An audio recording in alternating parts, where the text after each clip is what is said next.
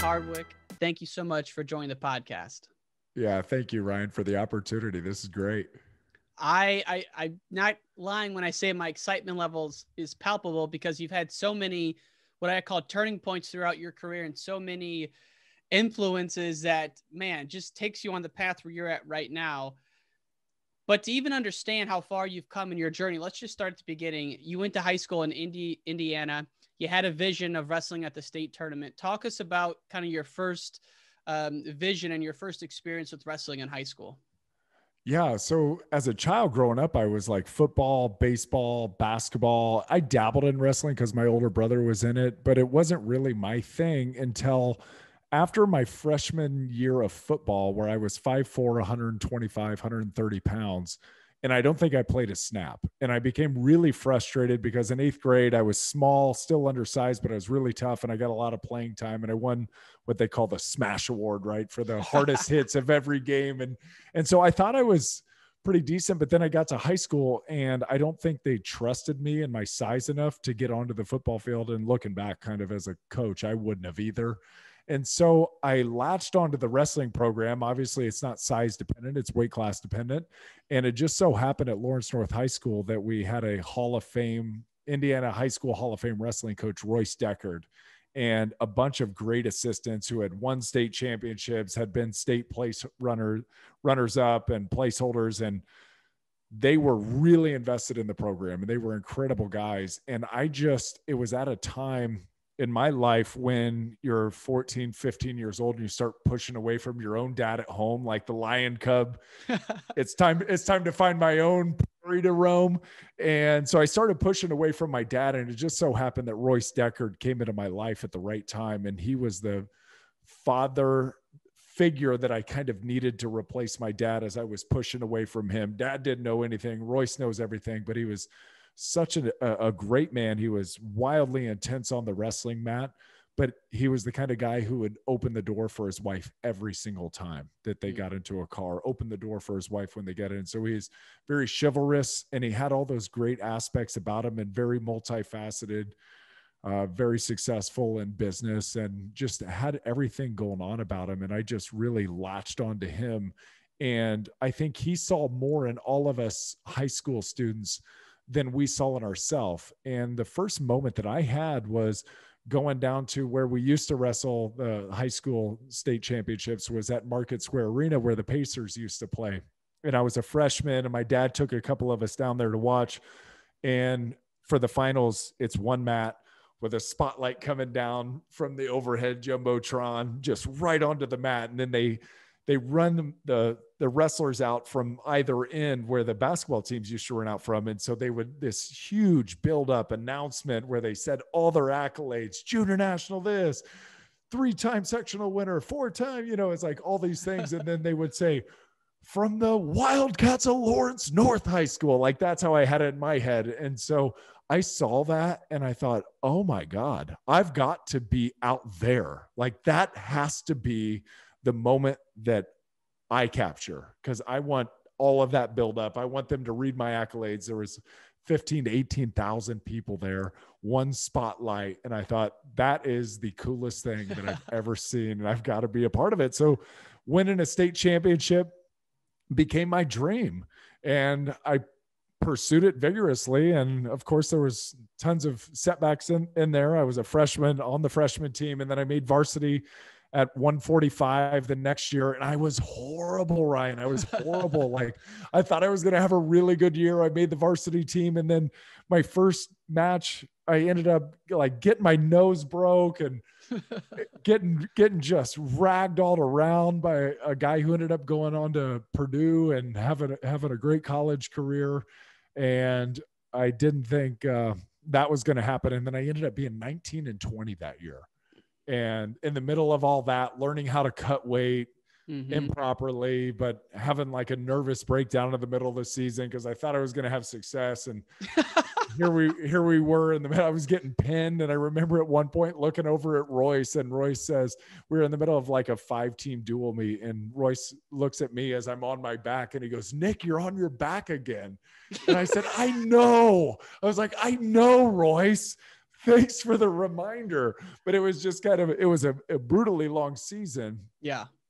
And that I eventually turned the corner. Thankfully, I had great coaches there that stuck with me, encouraged me to kind of push through that really bad period, and showed me and gave me examples of guys who had stuck with it and turned out to be state champions. And so you're still on the journey to get there. And I'm really thankful for those 4 years specifically in my life, because I do think they made me who I am.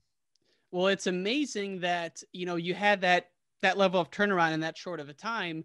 But when I first heard your story, I was waiting for you to say, oh, and then I retried out for the high school football team. But no, you never played football in high school, which for the folks who buzzed through the intro, Mr. Hardwick here is an NFL vet, played 14 years in the league? 11 years. 11 years. Yeah.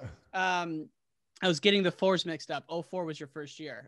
Yes. So you played 11 years in the NFL, but graduated high school without playing a single regular season snap. You have a good high school career. You end up going to Purdue, and your goal then is to become a fighter pilot, because I think maybe an uncle was a fighter pilot, and you go, that could be good. Turns out you weren't a fit medically or because of your vision. And I'm buzzing through some stuff because I want to get to. That's exactly right. Yeah, I was colorblind. Colorblind. So you're at college. You have really no goals, no direction maybe. But then one of your buddies says you should try out for the Purdue football team. And at the time, it's Drew Brees mania. How big was Drew Brees at Purdue at that time? Oh my goodness, Drew, it was everything at Purdue at the time. So it was crazy. I mean, I was in ROTC. I wanted to be a pilot. And then I got shut down there because of my color vision. I switched directions, and I said, okay, well, I'm going to be the next badass thing that I can think of. I'm going to be a Marine Corps infantryman officer. And then my buddy Frank Avino came to me, and then he goes, hey, classified ads, Purdue walk-on tryouts. And he's a Southside Chicago kid. So he had that accent. He's like, Nick, we got to try this out. We recruited our other buddy, David Moore.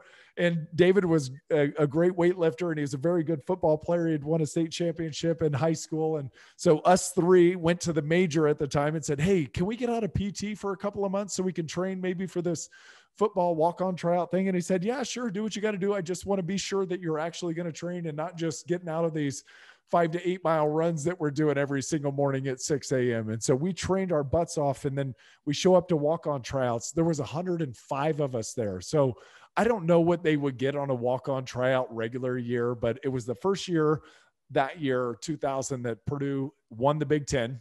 I think they were co-Big Ten champs.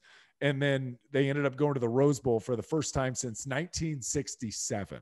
Wow. And so the Purdue was just hysteria. There were 75,000 people there. We beat Michigan that year. We beat Ohio State that year. In the last game of the year, we beat Indiana University, which is always kind of our rivalry game, the Old Oak and Bucket game. And after they qualified for the Rose Bowl, all the students flooded down onto the field, mayhem. There was guys up there because at Purdue on game day, they call it Breakfast Club. People go out at 6 a.m. and get hammered, but they do it in costume.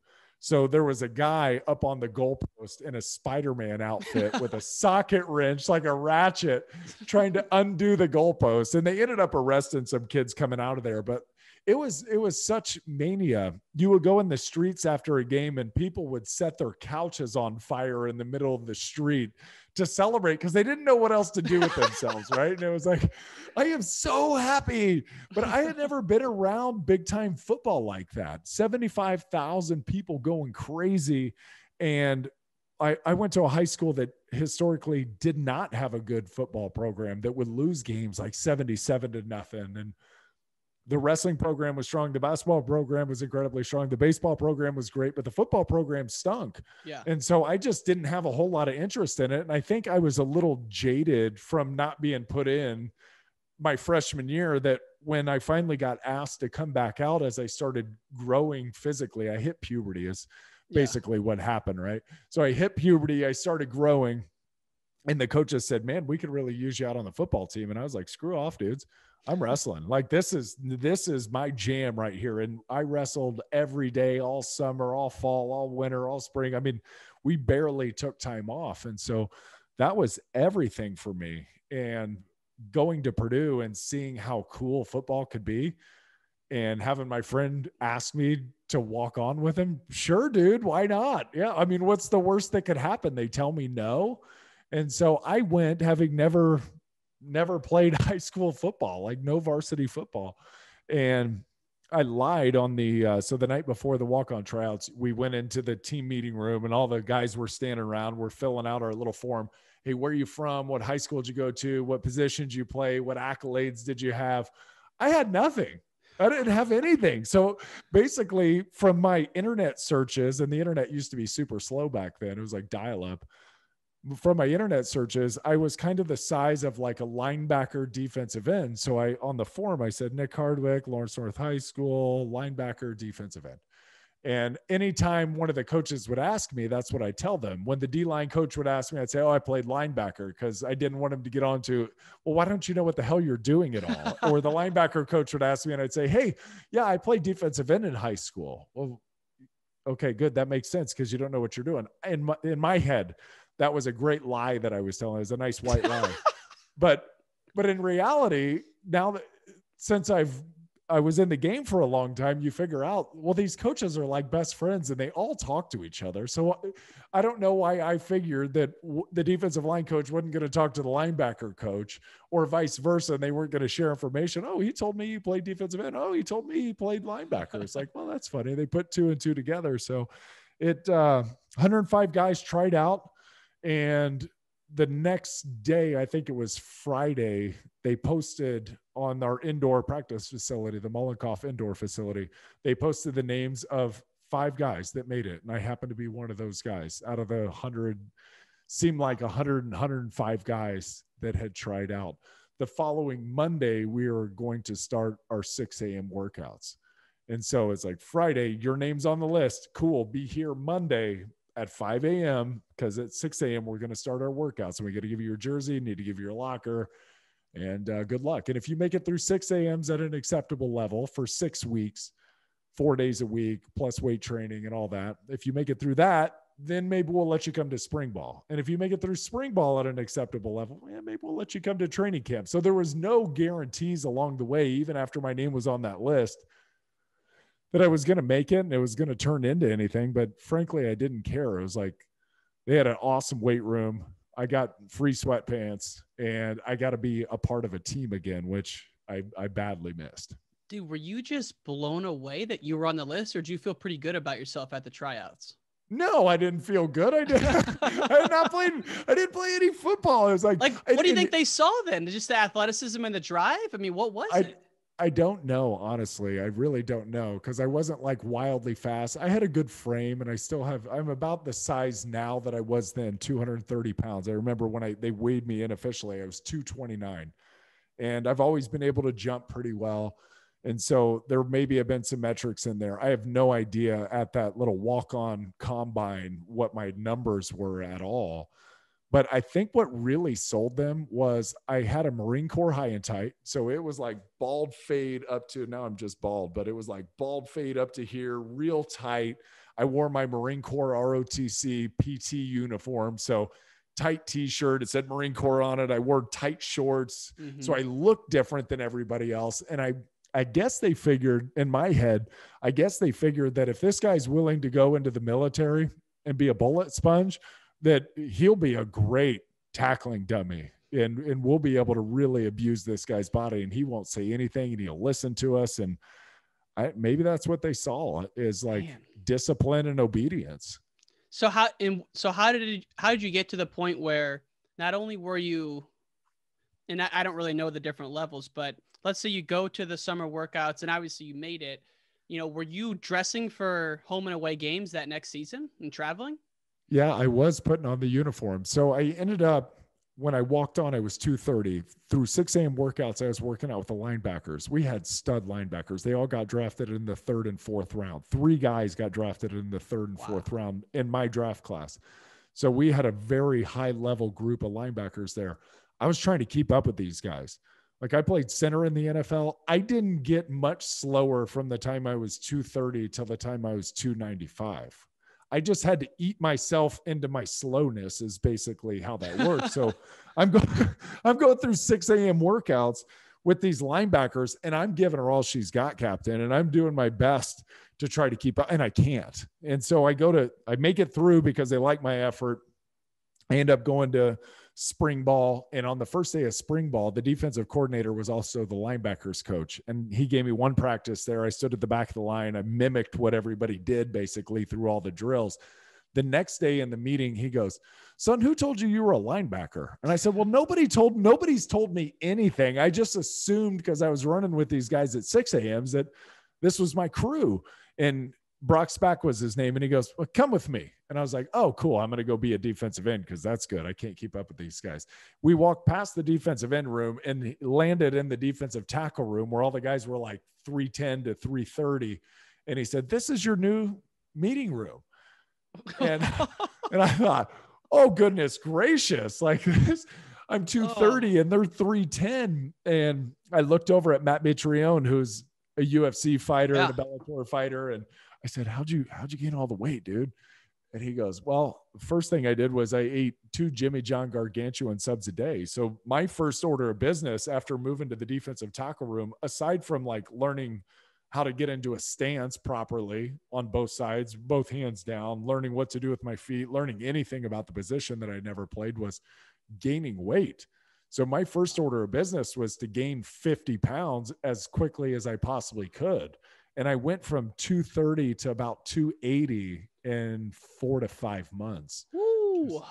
Lifting, like I was for the first time ever on a organized lifting regimen, which I had been kind of making it up before from like Muscle and Fitness magazines and Flex magazine, you know, the things we used to look at when we were a kid. But now I was like actual powerlifting, like big squats, big power cleans, big bench. And once I started doing that, coupled with just eating a stupid amount of food and training all the time, I put on 50 pounds in a hurry. And then I was like, my first full season on, I was the 5th defensive tackle in the room. And then that spring I was like the 2nd or 3rd defensive tackle. I didn't play at all that when I was the 5th defensive tackle. There was like a game early in the season. I forget, we were playing like Akron or somebody. And they were like, "Hardwick, you're on standby." And I was like, oh my God, it's going to happen. I'm going to get it. I think it was like Rudy Rudiger, but our offense wouldn't turn the ball over. So at the end of the game, it was like I was cheering against our offense so I could actually get into a game for the first time. And I thought, holy crap, this is going to happen in a hurry. They're going to put me in. It didn't happen. It didn't happen all that year. And then the next year I had worked myself into a position where I was going to play. And the second day of training camp, they came to me and said, knocked on my door in the dorm, and they said, "Hey, we're going to move you to offensive guard." And I said, "No." I was like, "No, I'm getting ready to play." All I wanted when I walked on was like, wear the uniform, maybe play special teams. And now I'm going to play for sure at defensive tackle. And they said, "No, what you don't understand is you're going to start at left guard tomorrow." And I was like, "Wait, what? You're going to start me? You're going to start me tomorrow?" I was like, "I don't know anything. I don't know the offense. I don't know the plays. I couldn't tell you the difference between a run or a pass. I don't even know left or right, like based on the calls." And they said, "That's okay. You've got a senior center and a senior tackle, and they were both really good, and they'll tell you what to do on every single play." And sure enough, that's exactly how it went down, where I would just go, "What do I have?" And they go, "You got him," or "Help me here to here." And they would just kind of give me the calls every single time. But the first time that I knew that this is going to work for me was one of the hardest drills for an offensive lineman. It's called one-on-one pass protection. So you line up, you've got the coach who's standing back there catching a ball. You got another coach who's given the snap count, and it's you one-on-one with a defensive tackle, and you're not to let him by you, right? It's a very hard drill. They obviously know it's a pass. The quarterback doesn't move. There's no help. Nobody's sliding. There's no bodies in the way. It's just you and one guy. It's super rigged for the defensive to win. I was going against a guy, Damian Greer from Connecticut, who was like 330, super strong dude. And he said, "Set hut." And I just stoned him right at the line of scrimmage. And I think I shocked him. And everybody went crazy because I had spent a year plus with the defensive line. They all went crazy. Our offensive line was like, "Oh my God." And everybody went crazy. And I knew right then, I thought, okay, if I can do the hardest thing just naturally, because I knew nothing, they just put me in there and said, block them. They didn't teach me anything. And I knew that I was on to something right then. That was one of those big moments that to me was like, okay, I can do this. Settle down. You're going to be a good player. Obviously, took a lot of setbacks after that and learned a lot of technique differences in between there and the NFL, and then continued to learn. But that one moment was like a big light bulb moment for me that said, you're on to something. Keep going.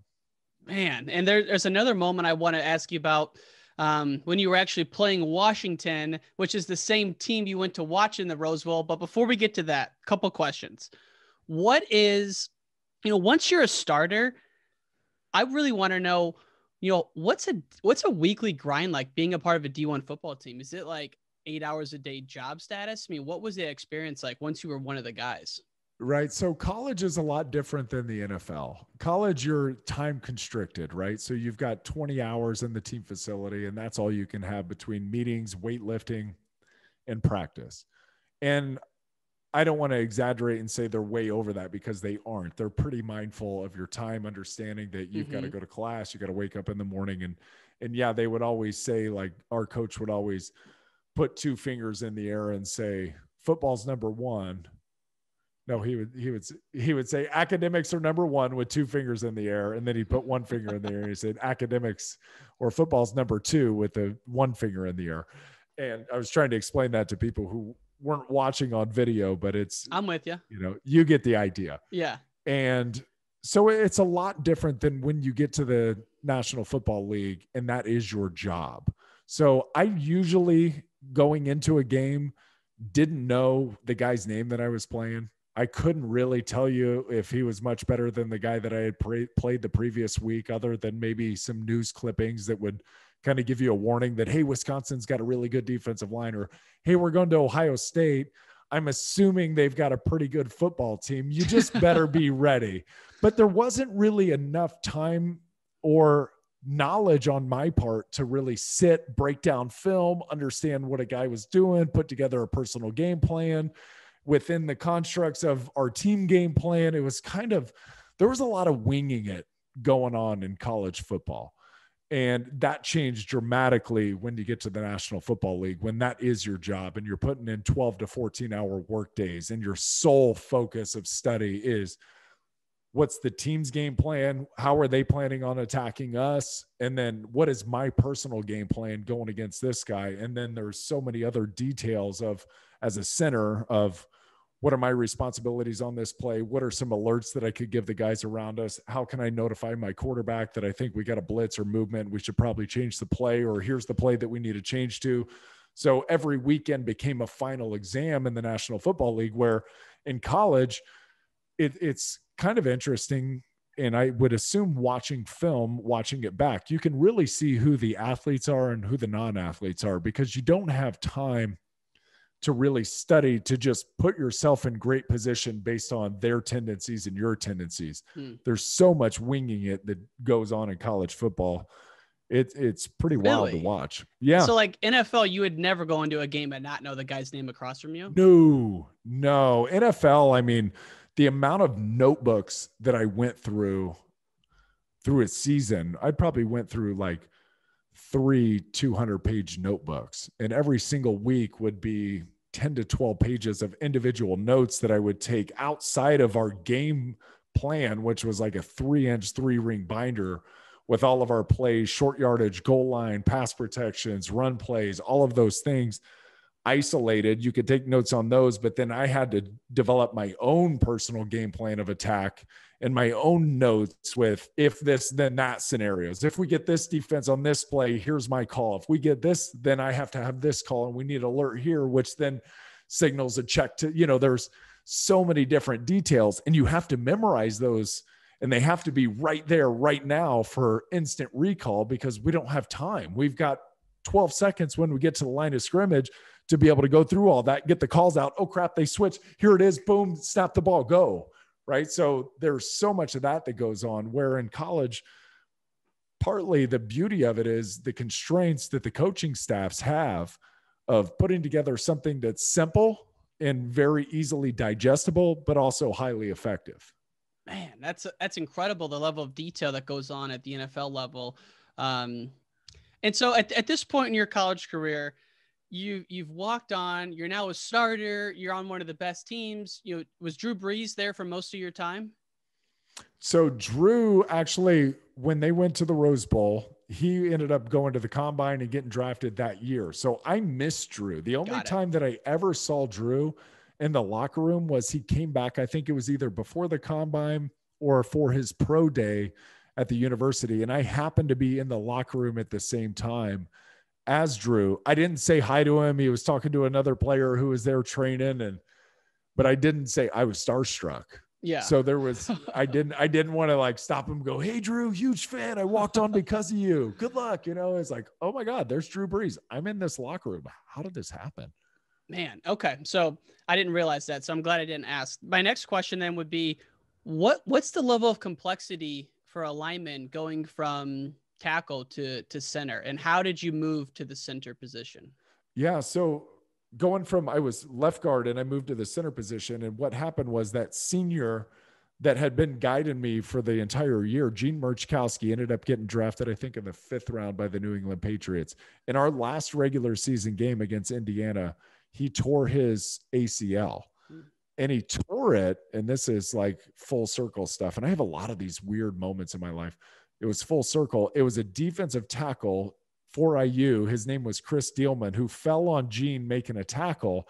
Chris Dielman ended up being my left guard in San Diego, and he was a 4-time Pro Bowler. He's a multiple-time All-Pro. But talk about going full circle. It was just crazy. So Gene tears his ACL, and then we're done with the year, and then you have 2 weeks leading up to the bowl prep. They had to figure out who their center was going to be, and Jim Chaney, I think he's at University of Tennessee now. He's a very good offensive coordinator. He was our offensive coordinator / O-line coach at the time. And Jim came to me and said, "Hey, big boy, I'm going to move you to the center position for the bowl game." Oh, okay. I'm going to have to learn how to snap, and I'm going to learn all the calls I got to learn. I don't even know the pass protections, even after I haven't been in the system for a year. I just listened and I didn't have to worry about it. They just told me what to do every play. So now I got 2 weeks to learn how to shotgun snap, to do all the things that a center does, and then to make the calls and to be effective at communicating heading into a bowl game against University of Washington, which you said it, that was another full circle moment. That was the team that Purdue played at the Rose Bowl. They ended up losing 34-24 in the Rose Bowl, and we were playing them, and they had a guy, Tank Johnson, who was an All-American defensive tackle that I was going to be facing. Tank ended up getting drafted to the Bears in the 3rd round, and very, very good player. And that was my first game at center, and it went so well. We ended up winning the game, and I knew right away, again, it was one of those launch off moments where, like at guard in the one-on-one pass protection, I knew I was onto something. When I moved to center, immediately I knew I was onto something. It suited my skill set even better. It brought the defensive lineman closer to me because I was a little undersized at guard, so I didn't have to worry about them unsnapping their hips before I could get my feet down and really unloading and using their body weight to their advantage. I could use my quickness to my advantage. I could use my feet and my quick hands, and it was even more wrestling than what the guard position was. So it was a very natural fit for me. And right when I moved over there, not only did I think, okay, I'm going to be a good player here, I thought, I'm going to the NFL right now. Wow. This is going to happen. I feel like every time you say you answer a question, I answer by saying wow, but I'm just amazed at just the while all this is going on, like the self-belief you're developing inside yourself must just be another level, because to me, the confidence to do that kind of thing, it's intimidating to be around a college team. Even now, when I go interview a college coach, if I walk in a wrestling room and there's 30 athletes in there, even though they're 10 years younger than me, it's still intimidating, And so to be in a Big Ten football locker room, it's got to be even more intimidating. And so you came in and just had the inner confidence and belief. I mean, when you weren't at a practice or in a game, were you doing a lot of visualization, or did that start later for you? Yes. No, tons of visualization. And that really started with wrestling. I mean, through all the weight cutting, and I remember we used to cut weight super improperly, but And now we know that you can lose more weight being cold than you can being hot. But I remember putting on a sauna suit, sleeping in my sleeping bag, putting a flannel blanket over the top of that. And of course you can't sleep at all, right? So it's super detrimental to you. But I thought, I got to sweat to get some of this weight off. And all of those times, like sitting in that sleeping bag in bed at night, trying to get weight off, that was where all the visualization happened. And that's where that all started. And going through matches that I had either lost or had won, and like really trying to visualize feeling how everything happened, and taking your wrestling game to the next level, and then bringing that over to football. And I would all day, every day be thinking about technique. If I was walking around campus or something, I'd be working on my footwork or my posture, or there was always a way to put that I was really ultimately striving to into my everyday life. But the visualization portion of it was massive. And I've always been somebody who've believed in myself. And I'm lucky in that respect, that I've always had confidence, and I always had parents there who, I remember I was telling my wife this story the other day, because I've got big legs. Like it just worked out well for me to be a center. When I was playing in the league, I had 32-inch thighs. Oof. I have a 34-inch waist now. So I had 32, I had 32-inch thighs, and my strength coach in the NFL used to make fun of me for how big my thighs were, but it really allowed me the success because my center of gravity was super low, and I didn't have I wasn't like a big hulking man up top, but man, my legs were so strong and everything. And I remember as a kid going home and crying to my dad and telling him my thighs rubbed together and they're so fat. And he just kept telling me, he's like, Nick, you're going to be a big man one day. Just trust me. And I was like slow to develop, and I was kind of slower as a kid. And he said, just trust me, Nick, you have it in you. You have it in you. It may come a little later than you want, but it's going to happen. And he just kind of kept breathing that belief into me. And then I got into the wrestling team, and Royce gave us this poem that we all had to read. And it's all a state of mind, and it's by an anonymous poet. So don't know who wrote it. I wish I could thank him, but it's all a state of mind. If you think you're beaten, you are. If you think you dare not, you don't. If you like to win but think you can't, it's almost a cinch you won't. And it continues to go on, and it's just burned into my brain like that. But before or after every practice, we would dogpile in the wrestling room, and you had to memorize it. It was part of our team's program. Wow. You had to memorize it. And before every match and after every practice, we'd dogpile and we'd chant it together. And at night, as I was laying in bed, if you think you're beaten, you are. If you think you dare not, you don't. If you like to win but think you can't, it's almost a cinch you won't. If you think you'll lose, your loss. For out in the world, you're fine. Success begins with a fellow's will. It's all a state of mind. And it keeps going on. And it's like, that's it. It's all a state of mind. If I think I can do this, I know I can do this. I have to work for it, of course. But that belief in yourself is everything. Mm-hmm. If you can't believe in yourself, you can't achieve it. There's no way. And so, yeah, I carried that over from wrestling into football. And I always set really ambitious, lofty goals. And I think to the point of walking onto the football team, a lot of it was just being naive and thinking I could do something. Or, I've credited being smart enough to get things done, but dumb enough to get into things in the first place. Like, why would you think, after having not played high school football, that you could walk onto a Big Ten football team after they just went to the Rose Bowl? Like, why would you think that? Yeah. And part of it's just like a real peaceful ignorance about me that I have. It's like, well, if they could do it, why can't I do it? Right? Like, I can do it if I can work for it. If I have enough time, I'll be able to get good enough. And I've always believed that I can get good at things in a hurry. And yes, I'm scared. Like, I'm for sure scared of failure. I'm scared to step in and go against some of these monsters. And I was scared through my entire NFL career. I started 146 games, and I threw up for 146 games before every single one of them, because I was terrified that I was going to get embarrassed, that I was going to get hurt, that I was going to get beat, that I wasn't going to be good enough. I was scared all the time, but I didn't let that stop me. I continued to march through that fear and show up. And part of that fear really turned me on, right? Yeah. It released that adrenaline, it released that dopamine. And I knew that if I could break through that fear, that on the other side was going to be something that was damn fun. even though it was really scary. Crazy you threw up, you were getting that nervous and threw up all the way through it. I mean, what is the tension like in an NFL locker room 10 minutes before you guys take the field? Oh man, that is it is oh gosh. It's hard to describe. You're getting into a 3.5 hour fight. And for me, I was going against the baddest dude on the other team. It was the biggest, strongest animal that you could imagine on the other team. Oh my God. And they're trying to take you out every play. They're trying to bum rush you and take you out. They want to get through me so they can get to whoever's behind me. That's exactly right. And we would stand on the lines for the national anthem and look across the way. And I would undoubtedly every single time I look across and I would say, who's in charge of 97? Good Lord. And then I would kind of look around and be like, damn, that's my dude. I've got him for 3.5 hours and I don't know if I can do it, but here we go. And you know, the best locker rooms that I were in was in crazy amounts of tension, right? There's just a crazy amount of tension. There's a lot on the line. There's a lot of money. Jobs are on the line.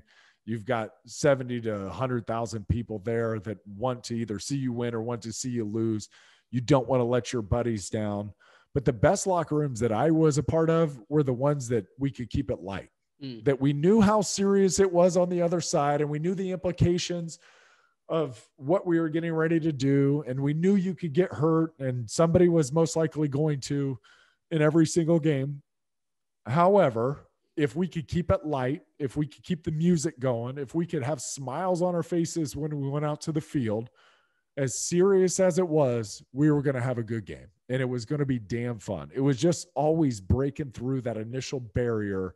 And as they say, getting those pads popping. After that first play, everything kind of settles in and you realize you're going to be all right. You kind of catch your breath a little bit. Playoff games, Monday Night Football, Sunday Night Football, those games take about a quarter to finally like calm down, catch your breath, let your heart rate resettle a little bit, and then you can continue to push on. But man, is it tense. And that's what it's all about, right? That's why we do those things, is because it is intense and it is fun and it's scary as hell. And on the other side, man, is it juicy.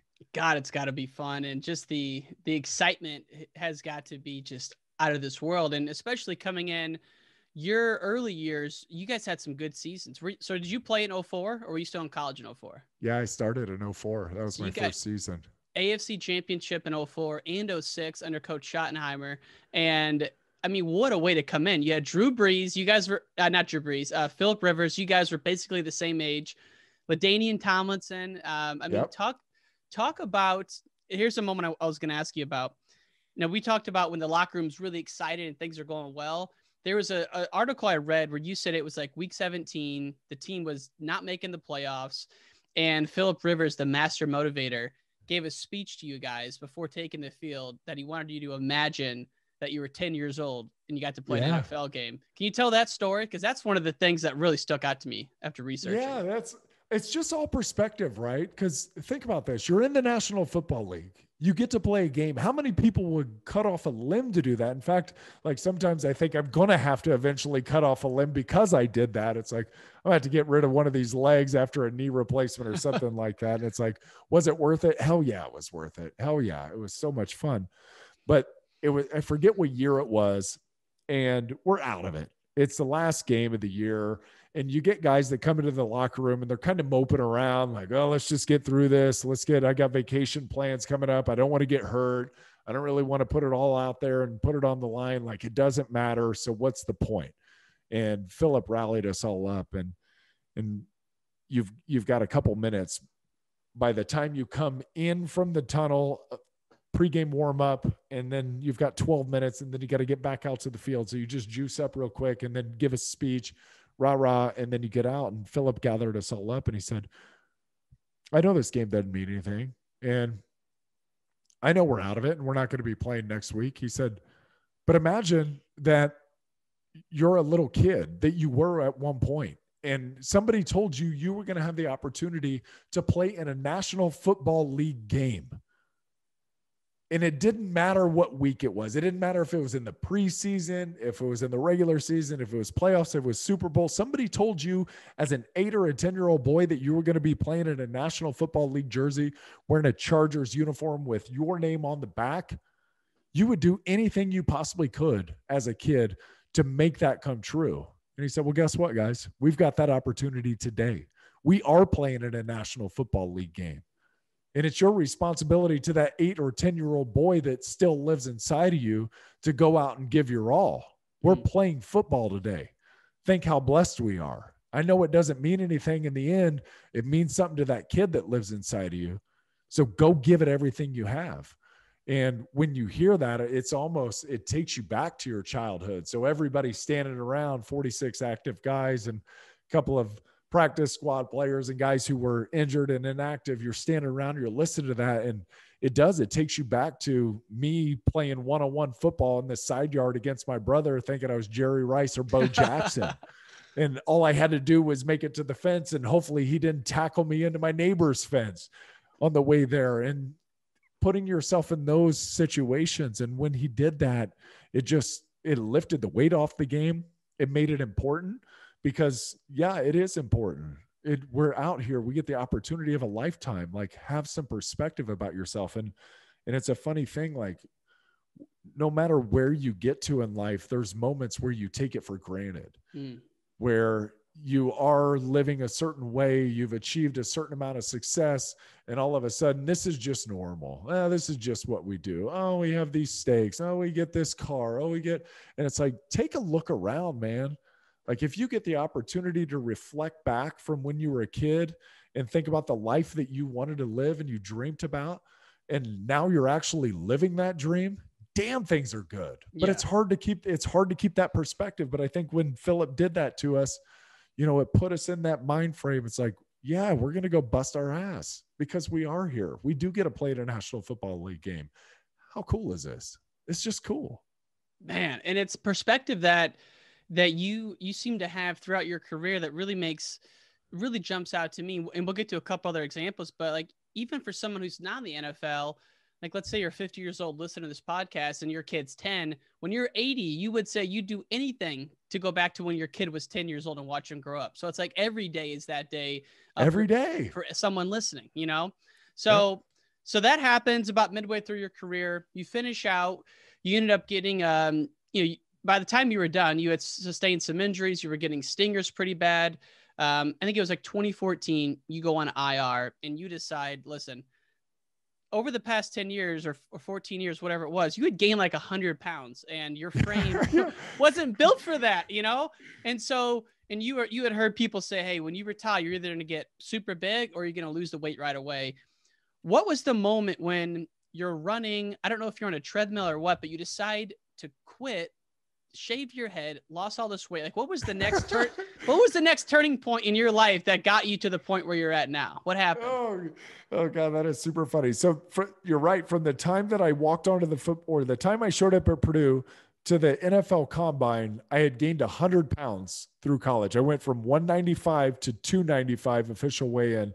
And then I reversed all that immediately after I got done playing in the National Football League. Week 1, 2014, I go on IR. It was the last year of my contract. It was my 11th season. I wasn't going to play anymore. I was done, right? I was done. My neck was done. My hands were shutting down. Doctors didn't want me to play anymore. Good. That's it. I was going to give it one last hurrah. Hopefully you could go out like John Elway or Peyton Manning and win a championship and sail away into the sunset. It doesn't work like that for anybody but like 2 guys.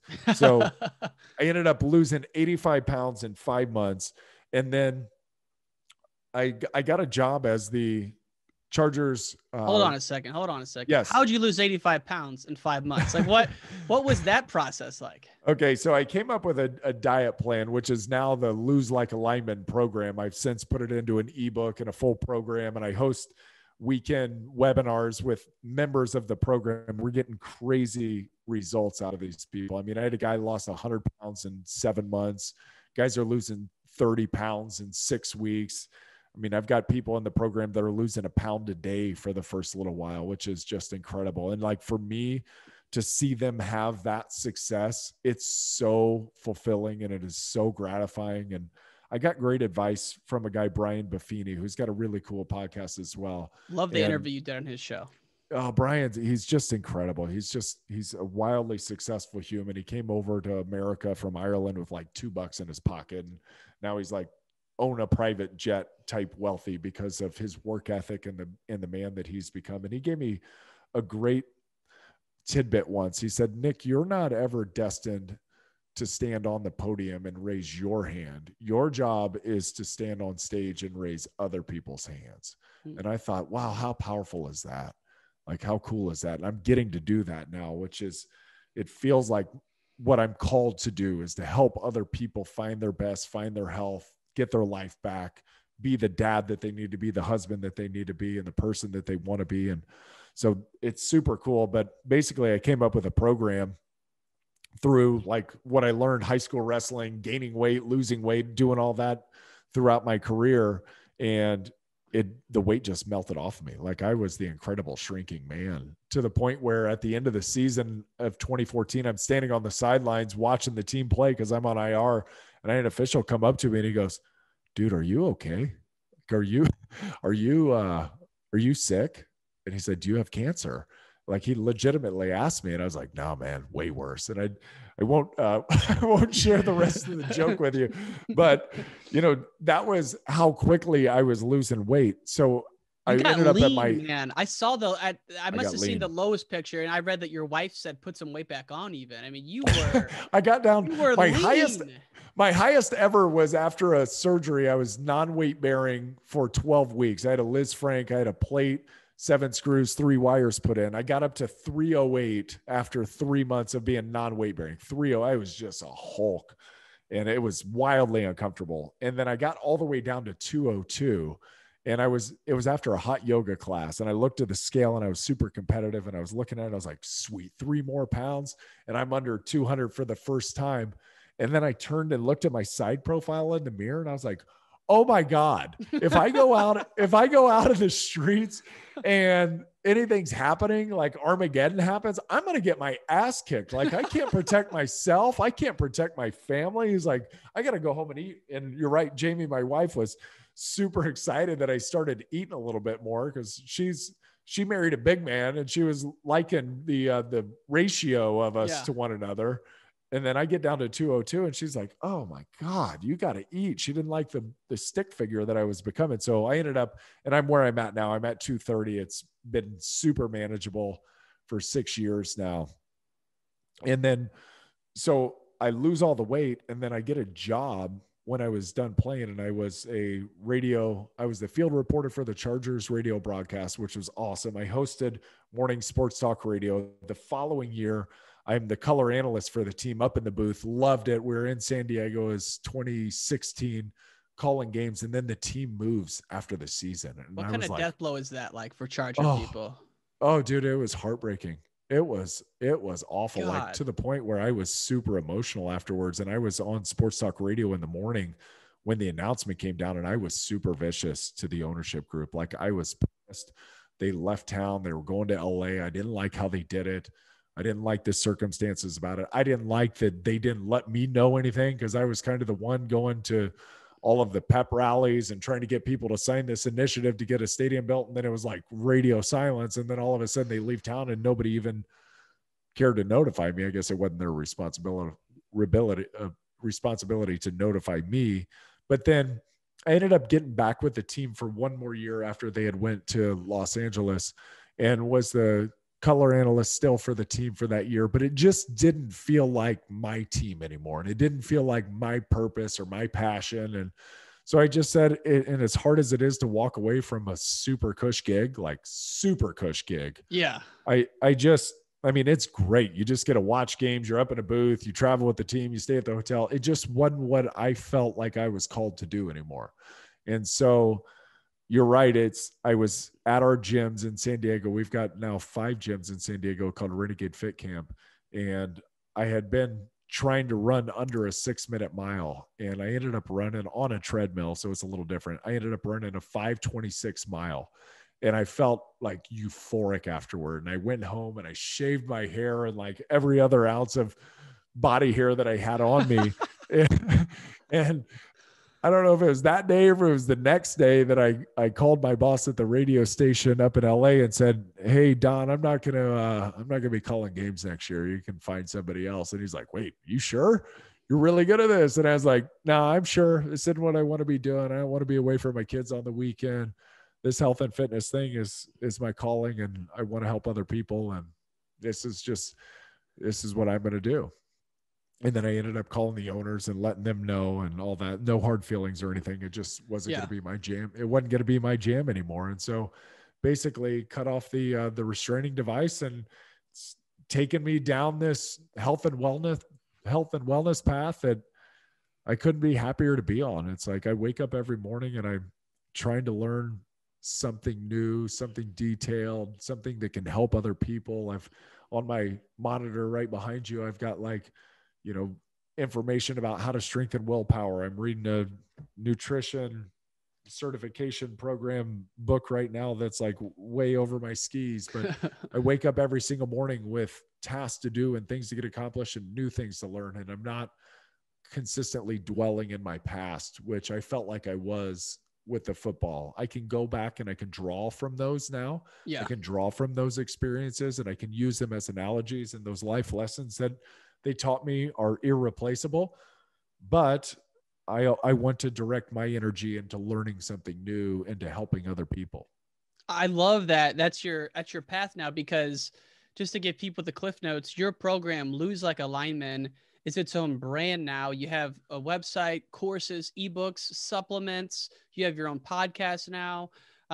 You're really a media company. I mean, any business nowadays should be a media company, but you've really taken that. Your Instagram is incredible. So I've had so much fun just watching you as Nick, the businessman. And there's, a whole nother podcast of things I could ask you there. But one of the things that jumped out to me when you look at 2014 to now is like what you call meaning in your life. And of course, everyone knows professional boxers, football players. I mean, when the spotlights go out, how could you ever get that adrenaline back? And you can't, right?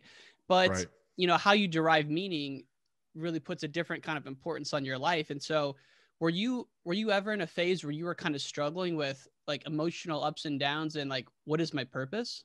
Huge. Yeah. And it's not uncommon. And I love to share the story too, because people talk about mental health and wanting to remove the stigma from it. And I think the best way to do that is for people to get vulnerable and to let other people know that you can have success, but you can also have crazy amounts of down in your life as well. So when I retired, at my retirement press conference, I announced I got a job. I'm going to be a disc jockey at a local radio station. Classic Rock Channel was one that I listened to every day while I was in San Diego. And I was like, you can find me Monday to Friday from 6 to 9 p.m. or whatever hours. I think it was 3 to 6 p.m.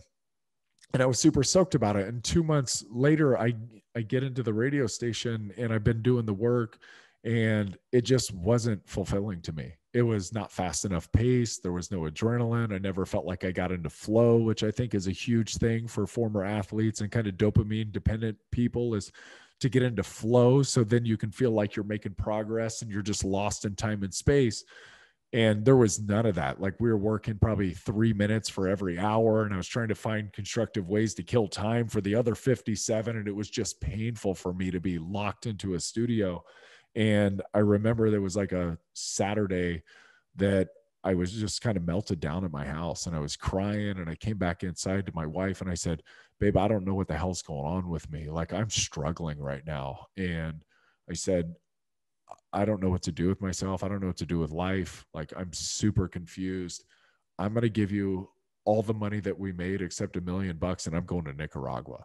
And I had no idea. I'd never been to Nicaragua. I don't know why I said Nicaragua, but it was like, I'm checking out because this is just too much for me right now to process. And I don't know what I'm doing. I don't know what my purpose is. I don't have a decision-making corridor that was super easy. Like before in football, it was, is this going to help me be a better football player, a teammate, better captain? Is it going to help us get closer to winning a Super Bowl? Yes. Okay, do it. No. Okay, don't do it. Super easy decision-making corridor. Well, you step out into life and it's like stepping out into a big open field. And it's like, hey, buddy, you got enough time and enough resources to go anywhere. Where do you want to go? It's like, I don't know. I've never made a decision outside of the corridor. So I don't know what to do. I don't know who I am. I have to find a new identity, new purpose, new set of decision-making parameters. And it was scary as hell. I mean, it was a super, super dark moment in my life. And thankfully, she looked at me and said, she had our little baby Teddy in her arms, and Hudson was like 3 in the other room. And she looked at me and looked at them and said, buddy, you ain't going anywhere. We're going to get you help. You're not leaving us. You're not leaving me with these 2 kids. Let's get you the help that you need. And we ended up doing that. And thankfully, after I had quit the radio station, so when I came back inside and told her that, I said, I'm not going to work at the radio anymore. I'm done. I called my co-host and said, I ain't coming in Monday, and I don't know if I'm coming in ever again. And I called my boss and told her the same thing. And okay, Nick, sounds good. Thank you. Thanks for letting us know, and the honesty, best of luck to you. Thankfully, after I got everything sorted out, and it was basically a wild hormonal imbalance, which my strength coach, I remember, had warned me really early in my career. He said, hey, you got to be super careful when you quit playing, because your hormones drop off the chart, because you're no longer getting into fight or flight. You no longer have adrenaline going. The dopamine's not going. You're not showing up and banging weights every single day. You don't have guys, other alpha males that you're around. You're not fighting on a daily basis. So your hormones go boom, boom, straight off the cliff. And so get that sorted out first. So I know a lot of athletes will also, like, especially combat athletes, it's very common. It's common with military personnel as well. When they leave the fight, that it's like hormonal dump. Yeah. It all falls off. So get that sorted out, which then it puts your brain in kind of a healthier environment. And thankfully, then I got a call from the big boss at the radio station that said, hey, we're looking to bring somebody on for the Chargers broadcast. And we're also looking to bring somebody on for a morning sports talk radio show, which may be more engaging for you. And it turns out, I was so thankful. I remember I was up at Bear Mountain. We were on a family trip up there, and I was like, oh my God, this is so, thank you for calling me, right? Like, thank you. I thought I had blown that opportunity. Thank you so much.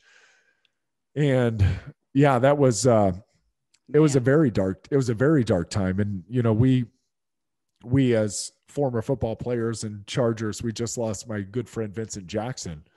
And it's very hard to process that. Like, how does a guy who made $60+ million in his career, had all wild success, had a great family with 4 beautiful kids, was having tons of success from a business standpoint afterwards, yet still at 37, 38 years old, like, he's not with us anymore. Like, how in the hell does that happen? But it can happen to anybody. It can happen to anybody. And there's so many reasons that things can go wrong.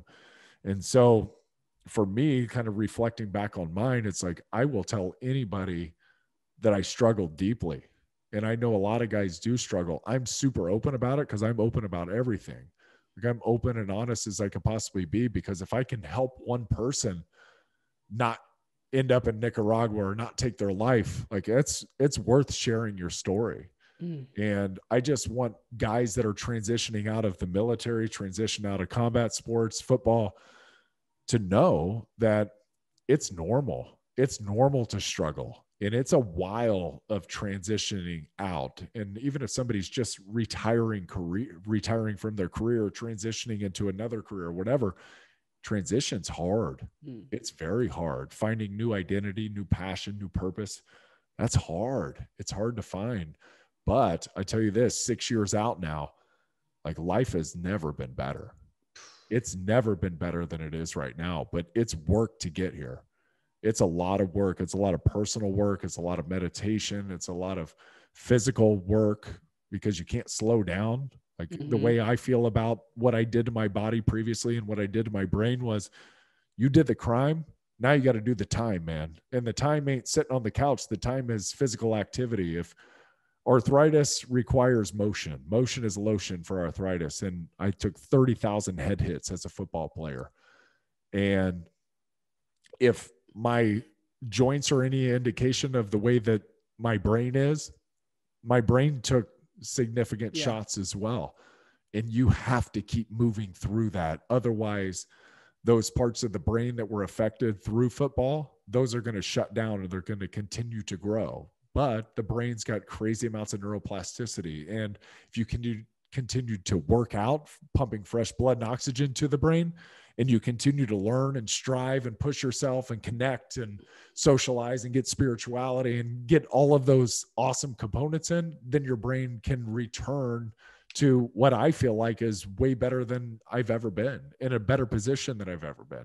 Healthier, smarter, faster, all that. I mean, you also got to think that even just the podcast part of your business, that's a creative thing where, you know, when you first start a podcast, people, at least that I've met, and including myself, you can't stop thinking about this thing all day. You're thinking about the podcast or your business. So that's got to be firing the brain in different ways from a creative process than ever before. But man, I'm so glad you shared that. And even to the point where I was looking at your Instagram, I think it was like 2 weeks ago, you posted, woke up feeling sad, walked for 2 hours, shoveled the driveway for 3 hours, now I'm feeling good. So it's like, even now, like it doesn't stop, you know, it's an ongoing maintenance, so to speak, of things. Yeah. Yeah. You have to, it's every day, regardless. And this is one thing that I wish most people could understand was the highest level athlete, the elites of the elite, the LeBron Jameses, the Michael Jordans, the Tom Bradys, those guys all wake up at times and feel like total shit. Mm-hmm. And they're emotional and they have feelings and they're real people.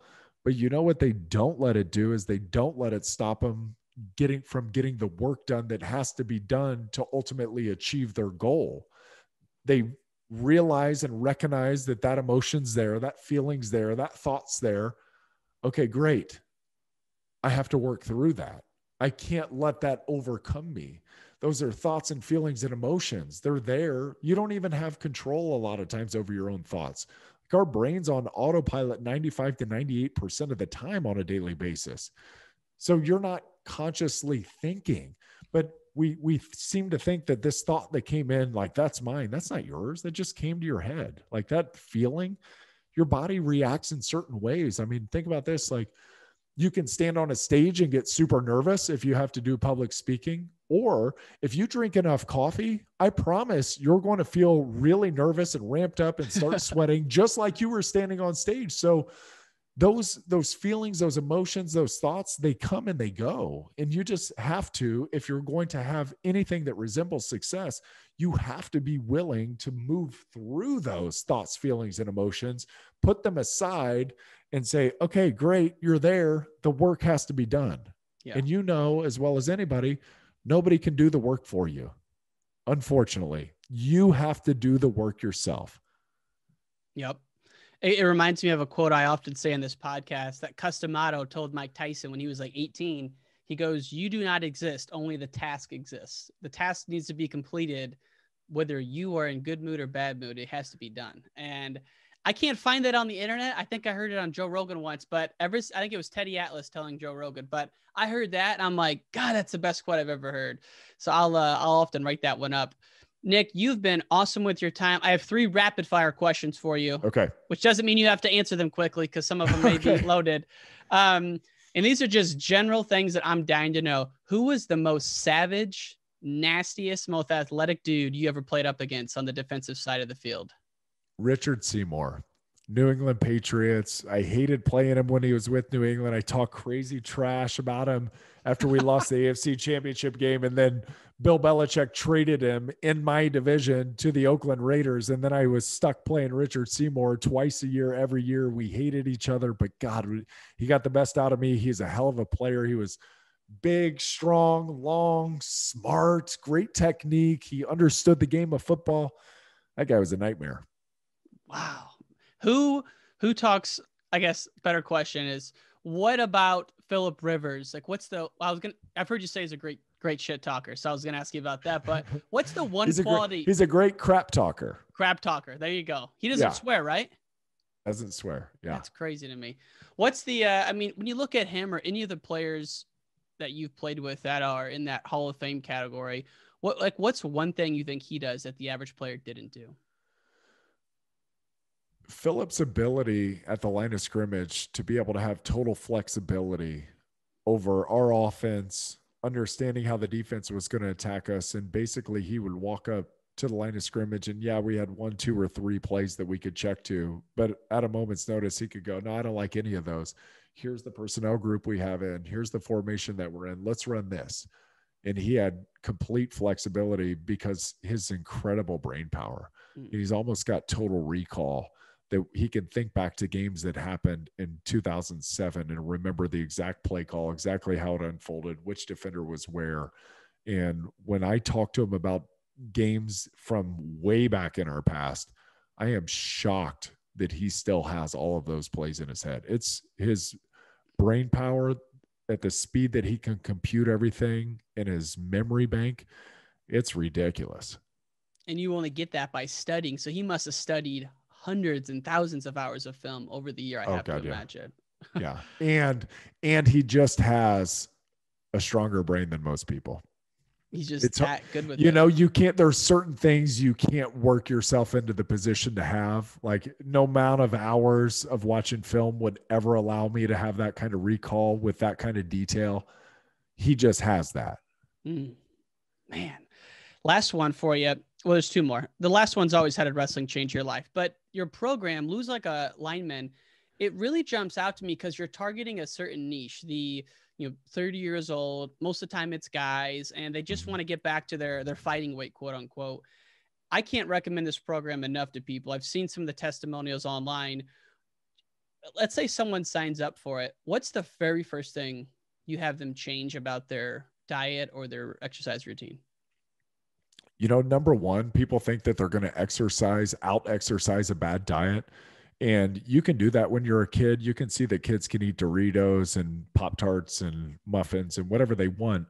But have you ever, like if I stand around my kids, there's no wonder that they have 0 body fat. They stand there and they talk to you and they're jumping on their toes and they're flapping their arms, and they get back from lacrosse practice or football. And then they go to the trampoline and they work on doing front flips for an hour. And then they come inside and they wrestle each other. And then they're back out in the neighborhood riding bikes. And it's like, they can eat whatever the hell they want because they can endlessly do exercise, and they do even when they're not intending to. Like my kids play video games on occasion and they stand up and they jump off the couch. And it's like, oh my God, no what? Like you could give those kids 5,000 calories and they would just burn through it. So I think that the construct that people have in their minds when they're going to reclaim their health is, I got to sign up for a gym membership. I got to start hitting the weights hard. No. If you have big weight to lose, I would contend that it's better not to work out, that you have to get your nutrition under control. Because unlike kids, as adults, where our bodies have been through the ringer physically, you've been an athlete in the past, you've got arthritis, you can't physically do what you used to do. You have to really get that nutrition under control. And the beauty of the program is the structure of the program, where a lot of men come to it and they say, okay, I can really thrive. If you just tell me what the game plan is, I can execute the game plan. I can stick to it. And when they do stick to it, the weight is just falling off of them. And they love that. And so it's just the nutrition. And the guy, John Zinser, he was a University of Pennsylvania football player, 53 years old. He was my first guy ever that I handed the official program to. It wasn't even an ebook. It was like a Google Doc. He kept writing me and I was like, sure, John, take it. Let me know. Keep track. Do me a favor. Take a before picture and just kind of send me an email update every month. The first month he lost 30 pounds. I was like, holy crap. Like this works for other people. Sweet. And then I gave it to 5 more guys and I said, hey, we're going to meet up on a Sunday. And so we started meeting up on Sundays for like 30 minutes or an hour, and they all had crazy success. And I was like, all right, let's turn it into an ebook and see if we can help more people. And then we've been able to do that. And it's been awesome. But John, after he lost 100 pounds, I had him on the podcast and said, John, what's kind of the secret? And he said, well, first off, you have to figure out that nutrition is 70% of the success. Daily activity, meaning I'm walking and I'm standing on a regular basis, that's the other 20%. And then the exercise is about 10%. Mm-hmm. And the key to the exercise for me is do something that you're not going to get hurt at. Because when you get hurt, your chemicals get all jacked up.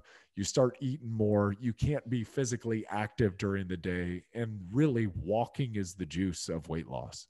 Like Really?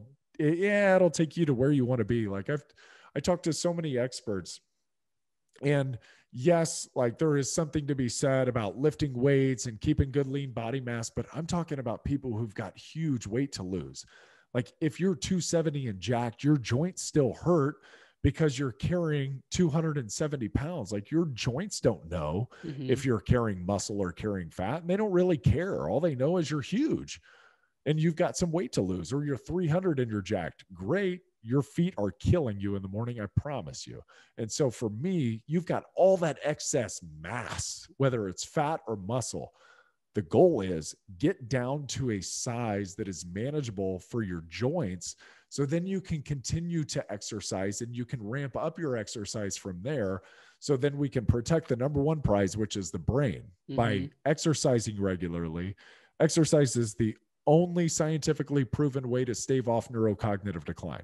Sorry, people, they don't have medicines for Alzheimer's, dementia, Parkinson's. They don't. They can help treat it once you have it, but exercise will allow you to stave it off as long as possible. And so get to a good body weight first, be able to exercise, and do that for as long as you possibly can, because the minute you stop exercising, that's when all of those ill effects start to kick in. And so I get awesome guest on my podcast, Dr. Amen. He's a leading psychiatrist, like one of the world's leading psychiatrists. And he goes, "Hey, Nick, what athletes do you think live the longest?" And I was like, "Well, I've heard racket sport athletes." He said, "Swimmers and racket sport athletes." Swimmers number one, though. And I thought, why swimmers? And it's because it's so gentle on you. Think how gentle it is. Yeah. Like what do the old people do at the YMCA? Yeah. Right. They're in the water. Weights, they're moving around. They're in the water. Right. So it's super easy. So number one thing we do is we get the nutrition under control. And once you get that nutrition under control, and it's very easy to memorize the meal sizes. All of our meals are 600 calories. We have different amounts of 600 calories every day. It changes up a little bit.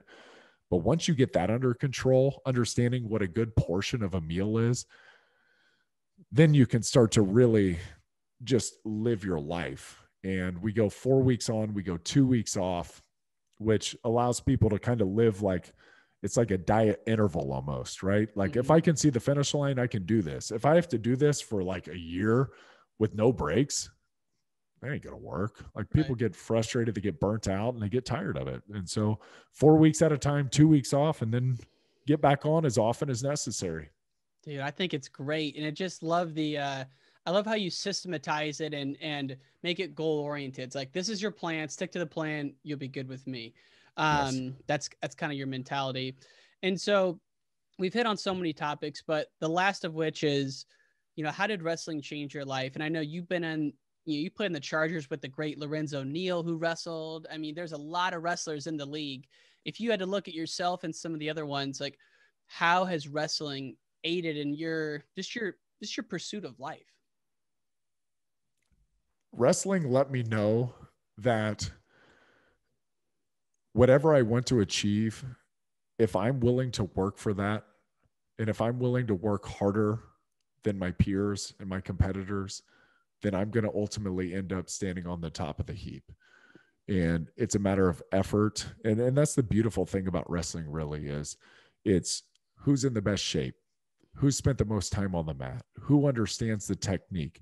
And there's no blaming anybody else. And what I want to give to my kids and what I would like all athletes to experience is that. Like the beauty of the team sport is it's very dynamic and there's a lot of really cool elements about it, working with people from completely different cultures and backgrounds and socioeconomic classes and all that, right? It's like, that's super incredible and it's very complex. And I think you can learn a ton through team sports, but the one thing you can't get through team sports that you can get from an individual sport, especially like wrestling, is you go out on that mat and it's you or him. And you have nobody to blame but you. If you end up losing that match, you either weren't in good enough shape, you hadn't spent enough time on the mat, you had improper technique, your psychology was a little off at the time, and you didn't you didn't perform the way that you wanted to, and it's only you. And so you go home at night and there's no, well, if he would have did this, if the coach would have did this, and it's like, what didn't I do? What did not allow me to have the success? And that component, if you can take that kind of individual and put them onto a team sport, if every one of our football players had been a wrestler at a high level before, there's no doubt we would have won championships, like championships on championships, because wrestlers will go critique themselves before they'll critique anybody else. Because what can I control? I can control my effort. I control my attitude. I can control my technique. I control how good of shape I'm in, all of those things. That's what wrestling did for me. And being around Royce, it just let me know that it really is. It's all a state of mind. Awesome stuff, Nick Hardwick. You are the man, sir. If people want to find you online, what's the best place to find your company and your podcast? Yeah, everything's at Nick Hardwick on Instagram or on Facebook. Hardwick.life is my website. Hardwick.life. It's like hardwick.com, but Hardwick.life. The Hardwick.com, I think, is a t-shirt company or something, or like a shirt company. So that one was gone. If anybody's interested in the Lose Like a Lineman program, use the code Hardwick FF25. That's Hardwick Friends and Family 25 for 25% off. And I look forward to seeing any of you on the Zoom call that we do on Saturdays. And if you don't make those calls, they're always recorded, and we got a database of videos and information out there. So it's tons of fun. I love it. I love that you're a Midwesterner now, back in the homeland. Maybe we'll get you around some wrestling tournaments. So, man, it's been so fun to chat. I got to go back to your podcast and listen to the Olin Kreutz one, because as a Bears fan, that guy was an animal growing up, man. So Kreutz is a bad dude. He's a great guy too. He is a great guy. You are the man. Thanks again, Nick. I appreciate it. I'll get this out this weekend. We hope to stay in contact, my friend. Cool. Yeah, I'm here and I appreciate your work, bud.